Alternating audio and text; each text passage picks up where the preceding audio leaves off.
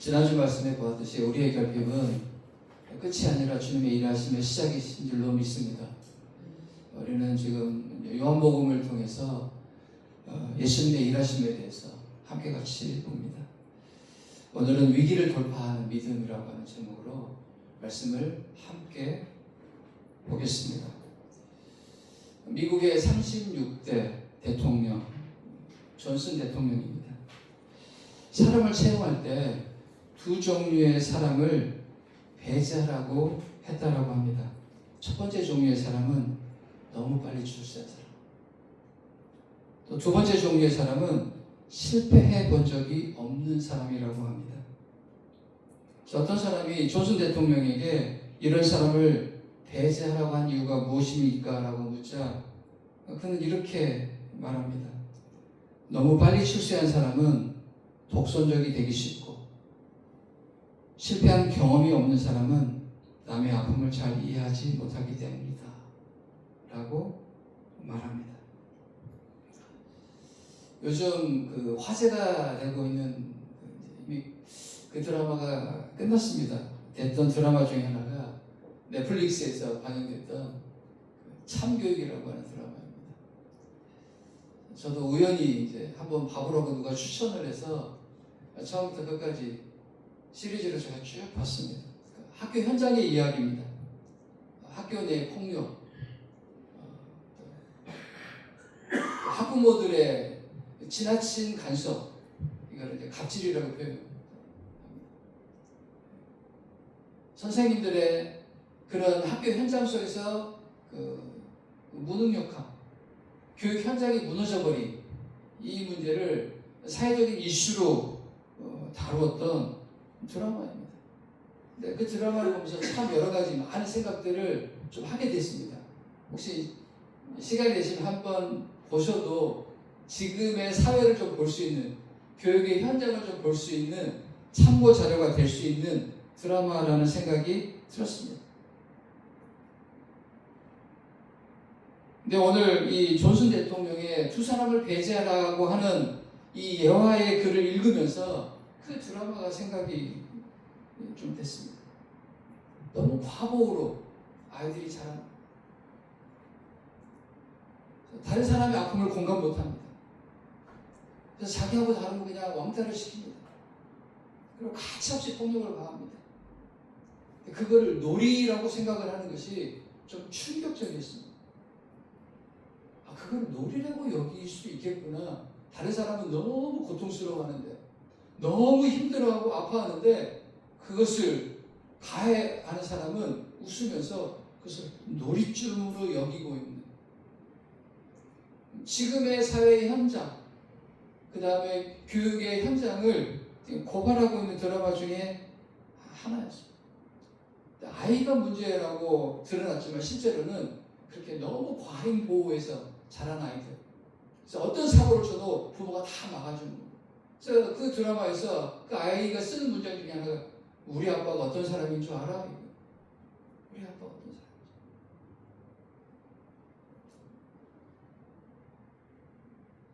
그때 정체성이 분명한 사람이었다면 우리 하나님이 어떤 분이신 줄 알아? 이렇게 맞짱을 뜰 수 있었을 텐데 참 많은 생각을 하게 됐습니다. 존슨 대통령이 중요하게 여겼던 인재는 연단을 충분히 받은 사람이었구나 라고 생각이 들었습니다. 사람도 이러하건대 하나님은 우리를 하나님의 대행자로 세우시기 위해 여러 가지 환경들을 적절하게 사용하십니다. 우리를 다듬으십니다. 우리를 연단하십니다. 그래서 저는 이제 이 문장에 대해서 아주 큰 은혜를 받습니다. 틀림없이 무슨 뜻이 있을 거야 라고 이 문장. 여러분, 하나님이 배열하신 모든 사건에는 틀림없이 무슨 뜻이 있습니다. 이러한 관점으로 요한복음에 나오는 7가지의 이 표적의 기사들을 쭉 보았더니요, 거기에는 하나님이 배열하신 틀림없이 어떤 뜻이 있음을 알게 됩니다. 그래서 오늘은 이 본문의 배경의 말씀을 가지고 위기를 돌파하는 믿음이라고 하는 제목으로 함께 말씀을 나누려고 합니다. 첫 번째로 위기를 돌파하는 믿음은요, 문제를 가지고 주님 앞으로 나아가는 믿음입니다. 오늘 본문의 말씀에 보면 예수님이 사마리아 전도를 마치시고 갈릴리 마을로 다시 가십니다. 그때 예수님께서 이스라엘의 속담을 인용해서 이렇게 말씀하시죠. 선지자가 고향에서 높임을 받지 못한다. 그런데 45절 말씀에 보면은 정작 예수님의 고향과 같은 갈릴리에서 갈릴리 사람들은 예수님을 영접합니다. 그리고 45절에 그 이유를 이렇게 말씀합니다. 이는 자기들도 명절에 갔다가 예수께서 명절 중 예루살렘에서 하신 모든 일을 보았음이더라. 예루살렘에 올라가는데 예수님께서 예루살렘에서 행하신 모든 행적들을 그들이 다 지켜본 것입니다. 그 예수님의 행적을 그 앞에 있는 요한복음 2장 23절에는 이렇게 말씀합니다. 6월절에 예수께서 예루살렘에 계시니 많은 사람이 그의 행하시는 표적을 보고 그의 이름을 믿었으나 이렇게 말씀합니다. 예수님이 예루살렘에서 많은 표적들을 행하셨습니다. 구체적으로 그 예루살렘에서 예수님이 어떤 표적들을 행하셨는지는 그 요한복음 그 말씀 안에는 자세하게 기록되어지지는 않습니다. 그러나 2장 23절 한 절에서 예수님은 예루살렘에서 많은 사람들에게 수많은 기적들과 표적들을 보여주셨다는 것입니다. 갈릴리 사람들이 예수님을 환영한 이유를 바로 여기에서 예수님은 찾습니다. 그런 상황에서 46절과 47절의 말씀에 보면 한 사람이 등장합니다. 왕의 신하, 로마의 고급 관료입니다. 지체가 높은 사람입니다. 부족할 것이라고 한 것은 전혀 찾아볼 수 없는 그런 사람입니다. 평소에 그라면 몫으로 알려진 나사렛 사람 예수에게 관심도 두지 않았을 그런 사람입니다. 그런데 그가 예수님에게 와서 애원합니다. 매달립니다. 이유 중에 하나는 그의 인생에 큰 위기가 찾아왔습니다. 아들이 병들어 죽게 되었다라고 말씀합니다. 하나님이 사람을 다루실 때 여러 가지를 사용하시죠. 근데 일반적으로 하나님이 부모들을 다루실 때는 자녀를 사용하십니다. 저도 아들 둘, 딸 하나가 있는데 이 아들 둘 그래도 우리 에서가 여기 있지만 딸은 거저 키운 것 같습니다. 두 아들을 키울 때 얼마나 많은 희노애락을 겪었는지 에서는 그냥 저절로 그냥 자랍니다. 하나님이 그런 과정을 통해서 저와 저희 아내를 정말 많이 다루셨습니다.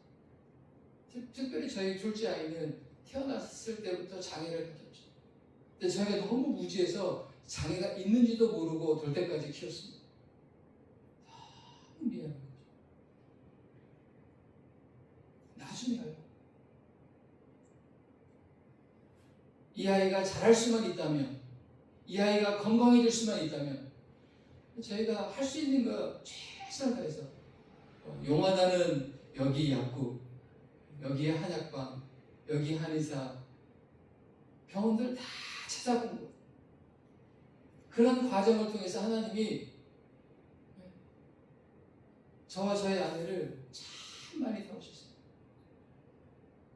많이 울었습니다. 그리고 많은 질문이 있었습니다. 도대체 무슨 잘못이 있었어? 뭐를 잘못해서? 나중에 그렇지 않다라고 하는 부분이 해석이 되어지면서 많은 주제들을 보낼 수 있게 됐습니다. 하나님이 우리 인생 가운데 위기를 허락하실 때가 있습니다. 어떤 고난을 허락하실 때가 있습니다. 거기는 반드시 이유가 있죠. 그래서 옥하는 목사님은 고난에 대해서 이야기하면서 고난은 하나님의 확성기입니다. 그렇게 얘기하셨습니다. 고난은 하나님의 확성기입니다. 그 고난 가운데 들어야 될 것이 하나님의 음성이라는 거예요.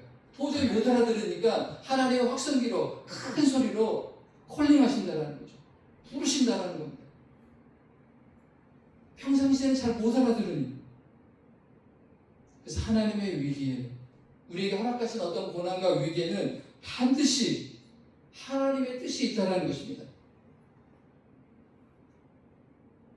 평소에는 나아가지 않았던 그 자리, 우리는 하나님이 어떤 고난을 허락하셨을 때 그것을 빨리 알아차리고 부르시니 그 자리로 나아가는 저와 여러분이 되어야 할 줄로 믿습니다. 두 번째로요, 위기를 돌파하는 믿음은 본질을 붙잡는 믿음입니다. 금이 간 항아리라고 하는 우화가 있습니다. 제가 말씀을 준비하다가 우연히 읽었던 책에서 보았던 내용입니다. 그 책의 내용을 잠깐 간단하게 소개해 보겠습니다. 어떤 물장수가 있었습니다. 그는 물지개 양쪽에, 옛날에 물장수들은 이 지게를 지고 양쪽에다가 이렇게 물 항아리를 두고 이렇게 물을 날랐습니다. 열심히 물을 날랐습니다. 그런데 오른쪽 항아리는 온전했지만 왼쪽 항아리는 금이 가 있었습니다. 물장수가 물을 길러서 집으로 오게 되면 오른쪽 항아리에는 물이 그대로 차 있습니다. 그런데 왼쪽 항아리에는 물이 반 정도 비어 있습니다. 금이 간 왼쪽 항아리는 주인에게 항상 너무 미안합니다.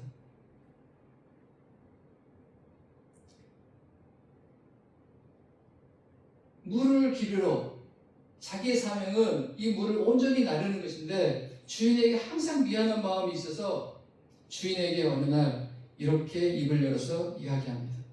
주인이, 제가 도저히 송구스러워서 견딜 수가 없습니다.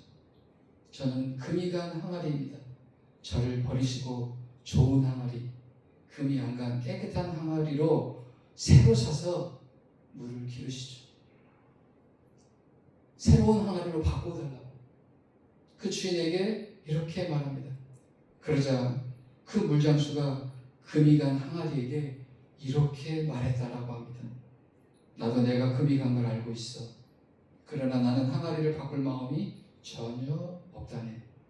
우리가 물을 나르기 위해 지나온 길을 한번 보게. 금이 가지 않은 항아리가 있는 오른쪽은 아무런 생명도 자라지 못한 황무지가 되어버렸네. 하지만 자네가 지나왔던 왼쪽을 한번 보게. 자네가 반쯤 금이 가서 물을 흘린 그 자리 위에 아름다운 꽃이 피었고 풀이 자라고 있지 않나. 금이 간 자네 모습 때문에 많은 생명이 풍성하게 열매를 맺으며 자라고 있지 않나 라고 말해주었더라고요. 사랑하는 성도 여러분, 우리 인생이 그렇습니다. 우리는 완전하지 않습니다. 우리는 완전해지기를 원하지만 우리는 완전하지 않습니다. 그런데 우리 아버지 하나님은 완전한 자를 사용하시지도 않습니다. 오히려 금이 가죠. 조금 부족한 자를 통해서 하나님은 일하십니다. 오늘 본문 말씀에 나오는 이 왕의 신하는 표면적으로는 부족할 것이 없어 보이는 그런 사람입니다. 그런데 자식 문제로 그의 인생의 항아리에 금이 가 있습니다.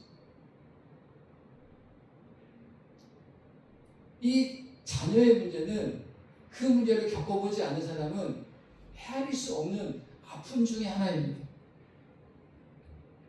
보통 때 같으면 예수님께 나오지 않을 그런 사람입니다.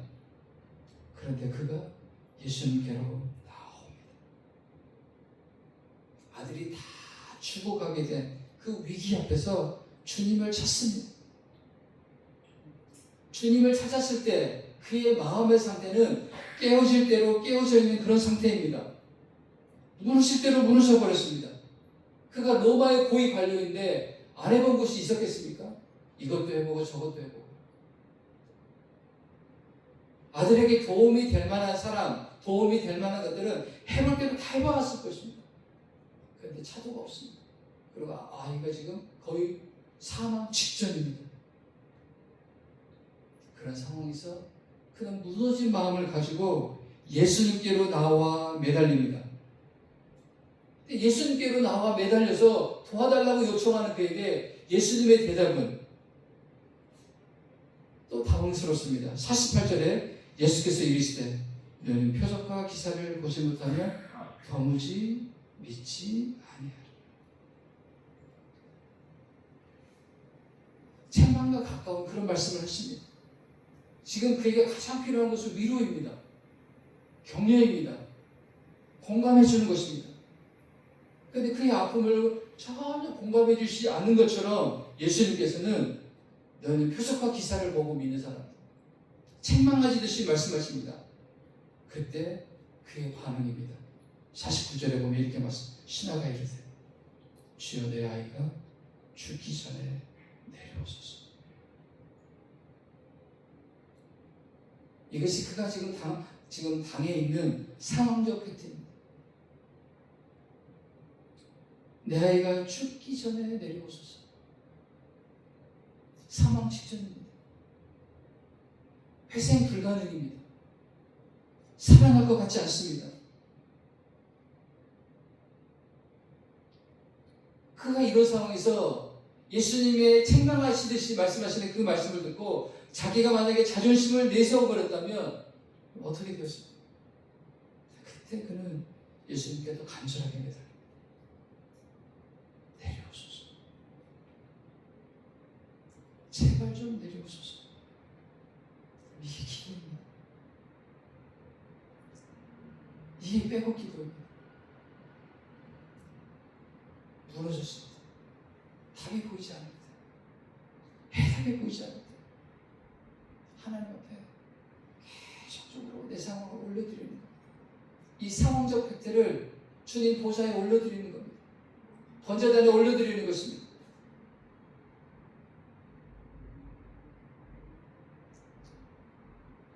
그래도 그가 했던 일 중에 큰 장점은 위기 때 예수님을 붙잡은 거죠. 본질을 붙잡은 것입니다. 하나님께 포커싱을 둡니다.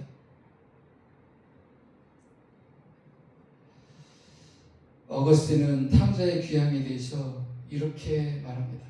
탕자는 조금 배고플 때는 쥐엄 열매를 찾았다. 그러나 진짜 배고플 때는 아버지를 찾았다. 이 한 문장에서 참 많은 생각을 했습니다. 조금 배고플 때는 쥐엄 열매를 찾았다. 그러나 진짜 배고플 때는 아버지를 찾았다. 저 들으라고 하는 문장인 것 같습니다. 하나님께서 우리를 배고프게 하실 때가 있습니다.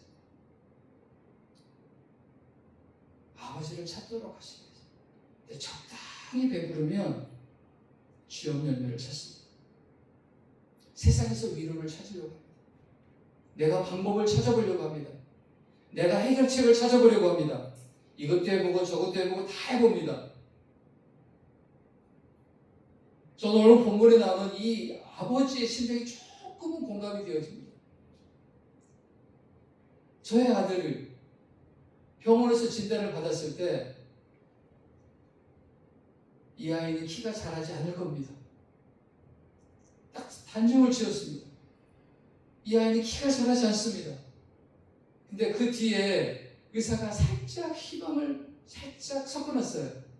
혹시 성장 호르몬이라고 하는 것이 있는데 아직 한국에는 임상 데이터가 없습니다. 혹시라도 효과가 있을지도 모릅니다. 그 한마디 때문에 저희가 성장 호르몬을 아주 고가해요. 지금은 한 번 맞추면 1년도 되고 이런 게 있더라고요. 그 당시에는 매일 맞춰야 했습니다. 1년치를 구입하다가 근육에다 넣어야 되기 때문에 다리, 허벅지, 엉덩이 그 희망의 끈을 놓을 수가 없어서 그런데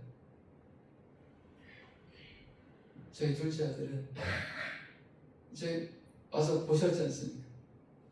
정상적으로 잘하지 않으시죠. 그 과정을 통해서 하나님 아버지의 마음을 정말 많이 묵상했습니다. 하나님 아버지의 마음. 그래서 저는 저희 둘째 아들을 향해서는 저를 아비 만들어준 아들이라고 고백합니다. 저를 아버지로 거듭나게 해준 아들. 이 아들을 받아들이고 이 아들을 품고 이 아들을 돌보는 그 과정에서 하나님 아버지께서 저를 향하신 제대로 자라지 못하는, 우리는 어딘가에 다 결핍이 있어요. 그래서 제대로 자라지를 못합니다. 끝까지 받아주시는 그 아버지 하나님의 마음을 얼마나 많이 묵상했는지 모릅니다.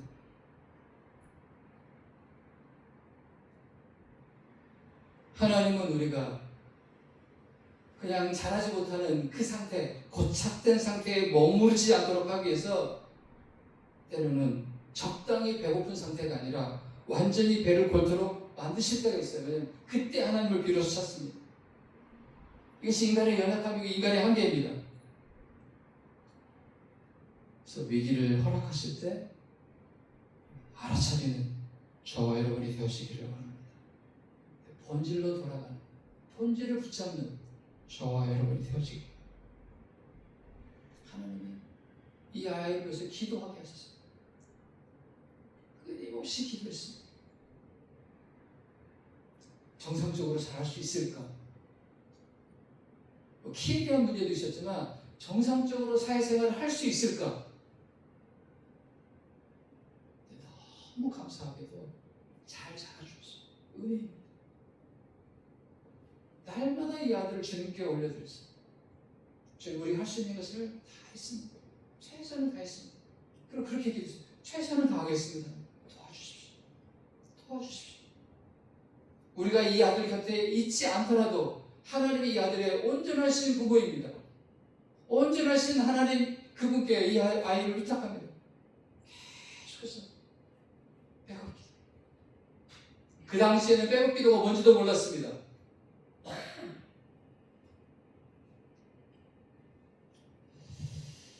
마지막 세 번째로 위기를 돌파하는 믿음의 결과는 벌써 구원입니다. 생명입니다. 오늘 말씀에서 우리가 확인할 수 있는 믿음은 내 생각과 내 방법과 내 기준을 내려놓는 것입니다. 하나님의 말씀을 붙드는 것입니다. 이것이 우리가 지금 배우고 있는 언약적 팩트입니다. 이가 했던 것 중에 정말 놀라운 것은 이 아이의 아들을 다시 살려냅니다. 그렇게 할 수 있었던 비결은 그가 예수님의 말씀을 언약으로 붙잡습니다. 그 상황 속에서 이게 그 아들이 죽어가고 있는 것이 그의 상황적 팩트입니다. 그 심한 위기입니다. 미래가 없어져 버리는, 주님의 말씀에 온전히 순종하는 것이 믿음입니다. 그렇지만 그는 하나님 앞에, 주님 앞에 이렇게 기도하죠. 오소서 자기 집에 와달라고, 당장 와달라고 신방을 요청합니다. 그런데 예수님께서는요, 그의 요청대로 하시지는 않죠. 50절에 보면 이렇게 말씀하십니다. 예수께서 이르시되 가라. 함께 가주시지 않고 가라. 내 아들이 살아있다. 이게 언약입니다. 오늘 예배 중에 하나님이 우리에게 하시는 언약인 줄로 믿습니다. 가라. 내 아들이 살아있다. 우리가 혹시 스스로 내려놔버린, 그러니까 말씀을 준비하다 보니까 제 스스로 내려놔버린 것들이 안 될 것 같아. 정말 될 수 있어요. 제 스스로 내려놔버린, 마감에서 포기 되어져 버린 그런 영역이 있다라고 하는 것이 보여졌습니다. 절망 중에서 다른 가능성이 없어 예수님께 온 그 사람에게 예수님, 가라. 내 아들이 살아있다. 네, 다음에 그의 반응이 더 놀랍습니다. 예수께서 하신 말씀을 믿고 가다. 이게 구속사적 팩트예요.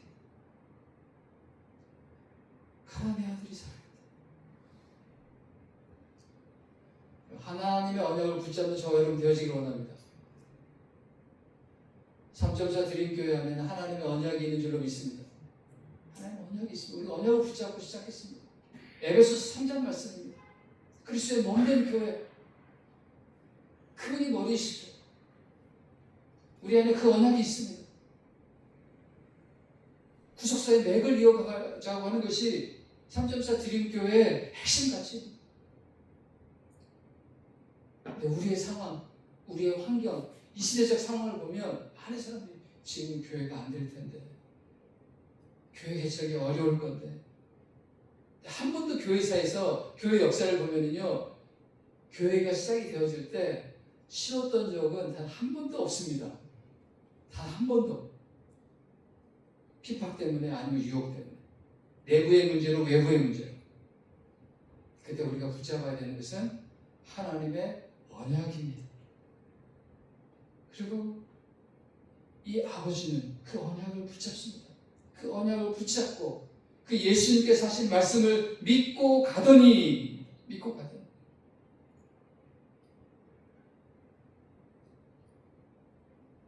51절, 52절에 보시죠. 내려가는 길에서 그 종들이 오다가 만나서 아이가 살아있다 하거늘 52절에 그 나기 시작한 때를 부르지. 그의 심리적 때를 여기서 좀 볼 수 있습니다. 그 집에 가고 있는데 그 집에 있던 종이 이 소식을 빨리 이 주인에게 알리고 싶어가지고 오다가 마주친 겁니다. 너무 기쁜 소식 아닙니까? 진짜 복음을 알면 이러겠구나. 너무 기쁜 소식입니다. 그러니까 주인에게 빨리 알리고 싶습니다. 이는 조마조마하는 마음으로 집을 향해서 지금 달려가고 있고, 갈릴리에서 가버나움까지 가는 길이요 약 30km 정도 된다고 합니다. 30km 정도면요 이게 하루 종일 걸어야 됩니다. 하루 종일. 마음이 얼마나 바빴겠습니까? 내 아들이 살아있다, 이 언약의 말씀을 붙잡고 그 집을 향해서 가고 있는 이 아버지의 마음은 아마 그 생각 속에서 5만 가지 생각이 막 스쳐갔을 겁니다. 진짜 살아있을까? 진짜 살았을까? 진짜 그렇게 될까? 제가 그 아버지 입장에 서서 그 상황을 묵상해 보니 정말 5만 가지 생각이 왔다 갔다 하는 것이 느껴집니다. 내려가는 중에 종을 만나. 아들이 살았습니다. 할렐루야. 아들이 살았습니다. 우리 아들이 살아난 그 시간이 언제냐? 몇 시냐? 계산을 다 맞춰보니 예수님이 말씀하셨던 바로 그때입니다. 바로 그때. 하나님은 정확하십니다. 우리가 생각한 것보다 하나님 그분은 너무너무 정확하십니다. 하나님이 3.4 드림교회 안에도 가장 정확하게, 가장 정확한데 하나님의 방법으로 일하실 줄로 믿습니다. 우리가 해야 할 것은 순종. 물이 아구가 찰 때까지 온전하게 드리는 순종. 그 언약의 말씀을 붙잡고 뚜벅뚜벅 걸어가는 순종. 하나님은 그것을 보시죠. 이 아버지는 납득되지 않았지만 의지적으로 계속해서 반복적으로 선택합니다. 그가 가면서 어떻게 기도했을까? 제가 상상해 본 겁니다. 아, 그는 집으로 가면서 회포 기도를 드렸겠거든. 언약을 붙잡고 선포 계속 말씀대로 이루어질 줄 믿습니다.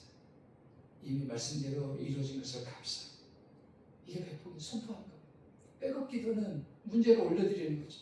확신이 왔을 때는 회포 기도를 드리는 거예요.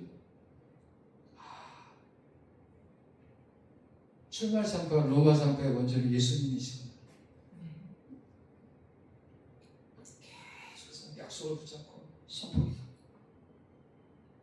우리 아들이 살려주셔서 감사합니다. 입시는 아직 몰라요. 보지 않았습니다. 근데 마음으로 믿습니다. 마음이까지는 왔습니다. 마음으로 믿고 백포기도를 드립니다. 씨앗을 놓고 열매가 53절 말씀.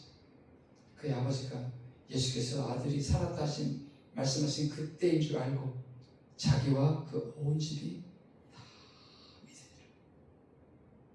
알고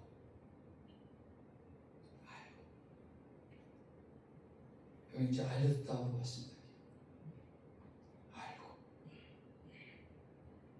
믿습니다. 그리고 그 온 집안이 따릅니다. 그 사람뿐만 아니라 이제 그 온 집안이 살아계신 하나님을 경험합니다. 살아계신 하나님을 맛보았습니다. 그리고 거기가 교회가 됩니다. 거기가 예배의 초소가 됩니다. 거기서 예배가 드려집니다. 여러분, 그 한 사람이 중요합니다. 그 한 사람. 하나님이 찾으시는 그 믿음의 한 사람이 오늘 예배하는 저와 여러분이 되어지기를 원합니다. 우리는 지금 위기의 시대를 살고 있습니다. 여기저기서 다 위기라고. 국가도 위기, 경제도 위기, 한국 축구 위기입니다.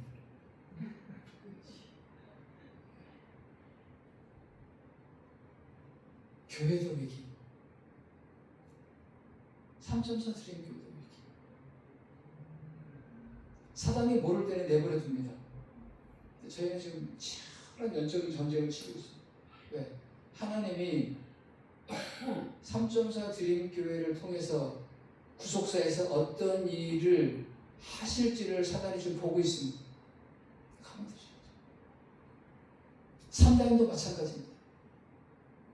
처음에 무슨 일이 일어날지를 몰랐을 때는 그냥 내버려 뒀습니다. 치열한 씨름이 있습니다. 치열한 영적인 씨름이 있습니다. 그때 중요해요. 하나님이 찾으시는 사람이 그 믿음의 사람, 그 한 사람입니다. 말씀을 마무리하겠습니다. 위기를 돌파합니다. 오늘 말씀 통해서 하나님은 믿음으로 위기를 돌파하라고 우리에게 말씀하고 계시는 줄로 믿습니다. 위기를 돌파하는 믿음은 어떤 믿음입니까? 문제를 가지고 주님께로 나아가는 믿음. 그게 바로 기도입니다. 본질을 붙잡는 믿음입니다. 그 본질은 무엇입니까? 하나님의 말씀입니다. 말씀과 기도는 본질입니다. 신앙생활의 본질입니다. 기도의 자리로 나아가. 말씀의 자리로 나아가라. 그 결과는 무엇입니까? 생명의 회복입니다. 영생입니다. 복음의 확장입니다. 구원의 열매입니다. 그런 역사가 우리의 삶 속에, 우리의 가정 속에 3.4 드림교회 안에 일어나기를 간절하게 주님의 이름으로 소원합니다.